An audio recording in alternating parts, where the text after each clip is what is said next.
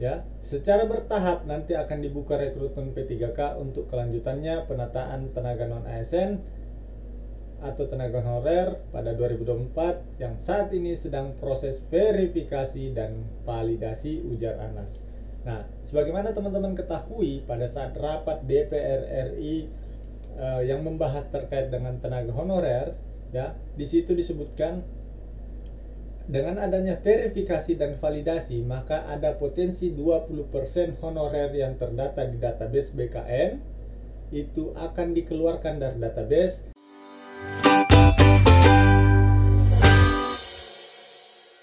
Halo, assalamualaikum warahmatullahi wabarakatuh teman-teman, selamat malam. Ketemu lagi dengan channel Almahya dengan saya Andika. Nah teman-teman, pada malam hari ini ada berita yang cukup mengkhawatirkan dari belum dibukanya rekrutmen P3K 2024, ya. Ini dari kompas.com yang menyebutkan, yang memaparkan bahwa ada alasan kenapa P3K 2024 belum dibuka bersamaan dengan CPNS. Nah, di sini kalau kita lihat isi beritanya, ya, pemerintah akan segera membuka pendaftaran rekrutmen CPNS pada 20 Agustus hingga 6 September. Menteri Pan-RB Abdullah Anas menjelaskan ada dua jenis kebutuhan formasi pada pengadaan PNS 2024, yakni kebutuhan umum dan kebutuhan khusus. Kebutuhan khusus diperuntukkan bagi penyandang disabilitas, kumlot, diaspora, putra-putri Papua. Tapi bukan ini yang akan kita bahas pada malam hari ini. Nah, ini dia jadwal rekrutmen P3K. Menpan RB Abdullah Azwar Anas mengatakan rekrutmen P3K akan segera dibuka untuk melakukan penataan terhadap tenaga non-ASN.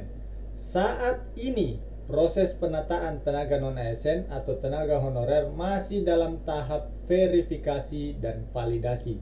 Nah, kata-kata verifikasi dan validasi ini yang cukup mengkhawatirkan bagi teman-teman non-ASN.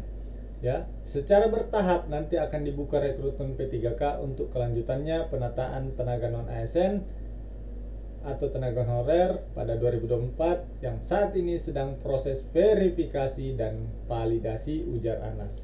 Nah, sebagaimana teman-teman ketahui pada saat rapat DPR RI yang membahas terkait dengan tenaga honorer, ya, di situ disebutkan dengan adanya verifikasi dan validasi, maka ada potensi 20% honorer yang terdata di database BKN itu akan dikeluarkan dari database, karena menurut dari pejabat Kemenpan RB pada saat rapat itu mengatakan bahwa 20% itu adalah kemungkinan data yang dalam tanda kutip sebenarnya tidak memenuhi persyaratan tetapi tetap dimasukkan oleh instansi ke database sehingga dilakukan verifikasi dan validasi.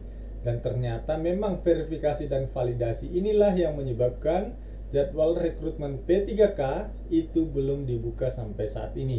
Berarti memang bersiap-siap yang tidak memenuhi syarat, misalnya ada 5 atau berapa 3 jenis persyaratan yang honorer tidak bisa dimasukkan dalam database. Kalau tidak salah satunya itu yang keamanan, terus kebersihan, terus masa kerja di bawah 3 tahun atau 5 tahun, saya kurang hafal, saya juga lupa surat edaran Menpan RB itu. Nah, di sini ini pernah kita bahas di sini, ya. Ya, ini video yang ini. Coba kita dengarkan ulang kembali. Hal itu memang kemarin ada beberapa yang sengaja dimasukkan oleh instansi, sebetulnya dia tidak memenuhi kriteria. Kriteria yang saya bacakan menurut SM Menpan tadi. Nah, itu tidak memenuhi kriteria. Nah, ini dia sekarang yang dalam tahapan verifikasi dan validasi. Sehingga verbal itu nanti hasilnya ada yang tidak memenuhi kriteria. Nah, apakah yang tidak memenuhi kriteria juga akan kita angkat. Padahal sebetulnya mereka itu justru harusnya tidak dimasukkan gitu loh. Pada saat itu kan kita belum verbal. Tapi datanya namanya masuk dalam 2,3 juta. Masuk, iya. Masuk. Iya. Tapi kalau kita verbal hasilnya, mohon maaf, mungkin dia sebagai driver, sebagai pengaman dan sebagainya, itu sengaja dimasukkan karena dari instansi itu yang penting masuk dulu. Sementara yang tertib, instansi yang tahu bahwa itu sebenarnya enggak, itu malah jadi nggak diangkat. Ini jadi masalah. Makanya yang nomor 3 tadi sebetulnya yang memenuhi kriteria dan yang lulus. Nah, itu dia ya teman-teman. Jadi pada saat rapat DPR RI memang sudah disampaikan akan ada verifikasi dan validasi. Cuman pada saat rapat pada waktu itu dari anggota DPR itu masih bersikeras kenapa harus dikurangi lagi, sedangkan yang terdata di database itu sebenarnya tidak semua dari seluruh honorer se-Indonesia ya. Nah, kita nantikan saja. Ini sebenarnya cukup mengkhawatirkan. Kita menantikan kembali hasil verifikasi dan validasi tersebut. Apakah ini verifikasi dan validasi yang berkaitan dengan yang dibahas pada pembahasan ini, ataukah ada verifikasi dan validasi lain terkait dengan penataan tenaga non-ASN ini? Kita juga belum ada kesimpulan yang pasti. Paling tidak kita mengingat bahwa pernah hal ini disampaikan di DPR RI.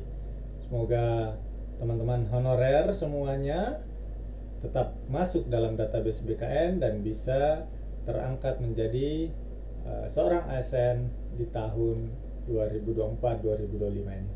Oke, saya doakan kamu jangan nonton bisa menjadi ASN. Sekian, terima kasih. Assalamualaikum warahmatullahi wabarakatuh.